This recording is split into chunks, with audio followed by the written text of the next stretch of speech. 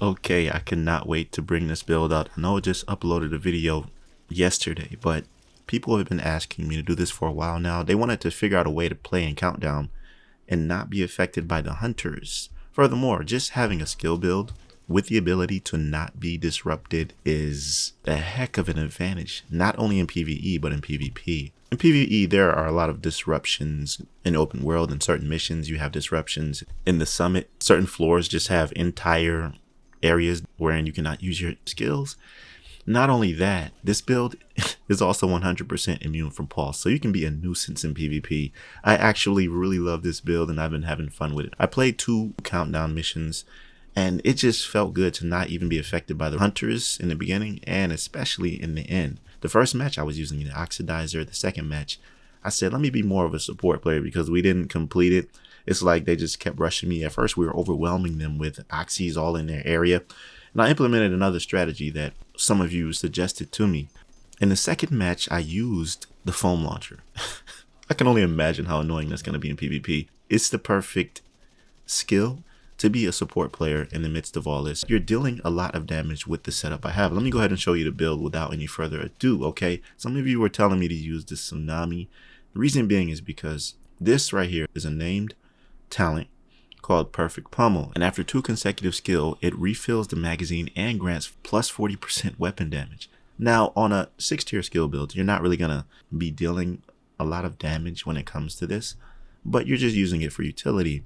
And you always have the capacitor by your side, which is always great for a skill build.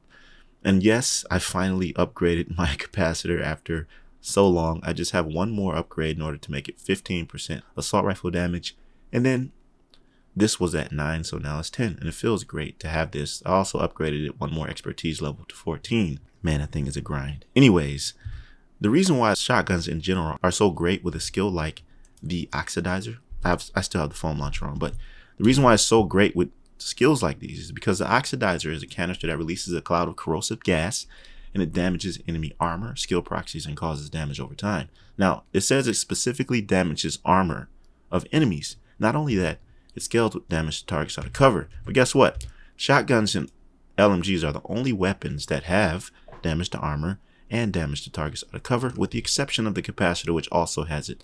No other assault rifle has these stats, so you're lucky to use both of these. Both of these weapons are going to scale the oxidizer no matter which one you have in your hand. Now, I didn't really have much success using the tsunami with the oxidizer because I wasn't able to get 2 consecutive kills that much. Countdown, there were a lot of players around and they were getting the kills. I would get 1 here, 2 there, but I didn't really see the benefit in using this. So you could put this as a secondary instead of a primary because it's not really like a farming build. This is an all-around build where you can't be disrupted and you can't be spotted.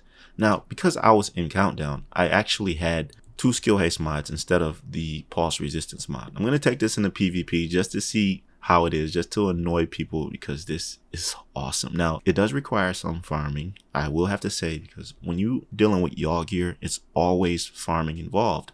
But some of you don't really like going into PvP, and I keep telling you, you don't even have to be good to go into PvP. You can go into conflict and just play the game. You'll get tons of caches, and in those caches, you'll have a chance to get y'all gear. Maybe I'll get lucky here, I don't know. Nope, but I've gotten so many y'all pieces from that alone. I just got these knee pads today.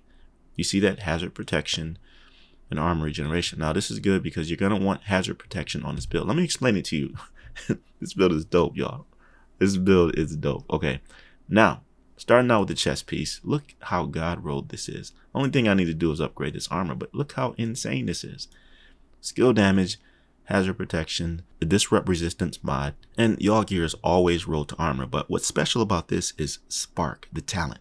Damaging enemies with a skill increases total weapon damage by 15% for 15 seconds. This is an awesome talent, but you want y'all gear because it has 10% Has Pro for the first piece, 10% weapon damage, and you don't really need the pulse resistance. It doesn't have to be 100% immune to pulse, but it's just great to have that attribute if you play PvP. PvE, it doesn't matter because they're always going to see you. NPCs are always going to know where you're at, but for PvP, this is invaluable. Now, I went over the capacitor so many times with what it does. It gives you 7.5% weapon damage for each skill tier you have, and it stacks up to 60% skill damage depending on how many stacks you get when you shoot the enemy. And off rip, I want to tell you what attribute composition you want on here, okay? Hazard protection and skill damage. That's the 2 attributes you want. That's the golden attributes you want on this build. Hazard protection, skill damage. Also on the 𝐼 mask, has pro and skill damage.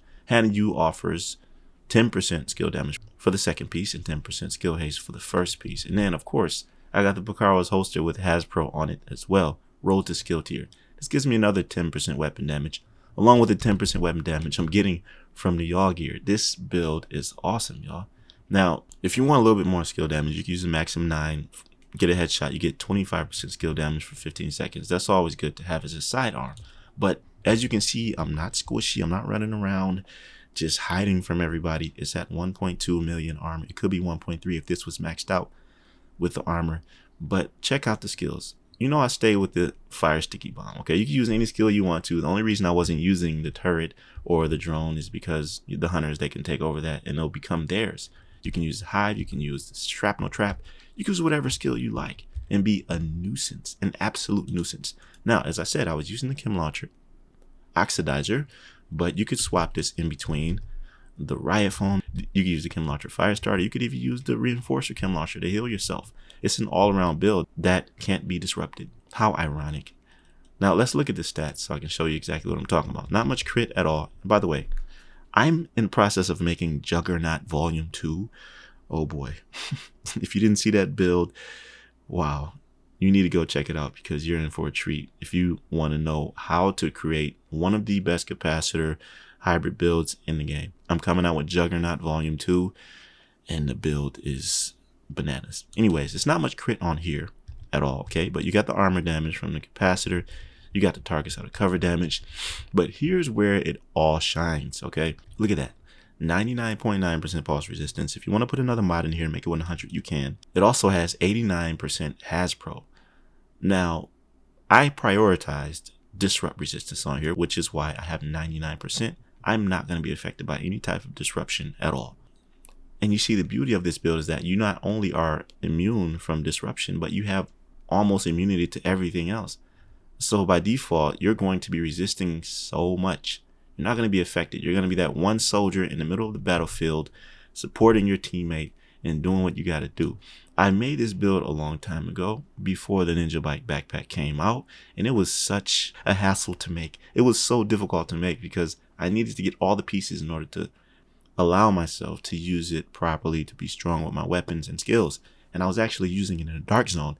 But if you take this build in the dark zone as well, man, this is probably the perfect build to use in the dark zone. Like I play conflict a lot, right? And as you can see, my capacitor's expertise up to 14, which means it gets an extra 14% weapon damage, but not in conflict. Players always ask me, why don't you play in the dark zone? Well, I play in the dark zone every now and then, but I don't like to really go in there solo. I like to go in there with a team where I can fight together, and so I won't be getting jumped. But the beautiful thing about this build is that you don't have to worry about rogues jumping you with this. You're going to be invisible in the dark zone. They won't be able to see you, be able to farm in peace and drop a turret or a decoy, whatever, just to get out of dodge. Or you can fight them if you want to.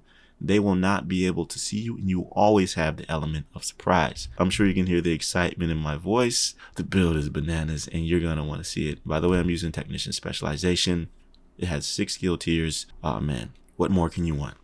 Now, I know you guys want me to make some other build types. I always make hybrids, skill builds. I just made a DPS build, but I think it's about time for me to make another one. But this one has to be 2 versions. I told you about Obliterating Aim. It's the Ravenous DPS build. I have one for PvE. I just need to alter one for PvP because I can't go in there that squishy. I'm just going to die. Using the Ravenous, trying to swap shoulders against other players, it's just not going to work out. I've done it before, so I'm still working on that build, so stay tuned for that. In the meantime, let me know what you think about this in the comment section below. What would you call this build? You know I like to name my builds, but I'm kind of freestyling things late in the game. Year 6, you know, just kind of freestyling.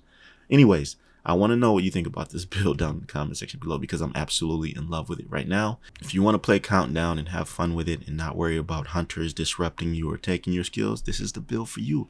And if you just want to play a heroic mission, whatever, do what you got to do, man. Anyways, I appreciate you stopping by, watching to the end as always, and I'll see you in the next one, fam. Be right out.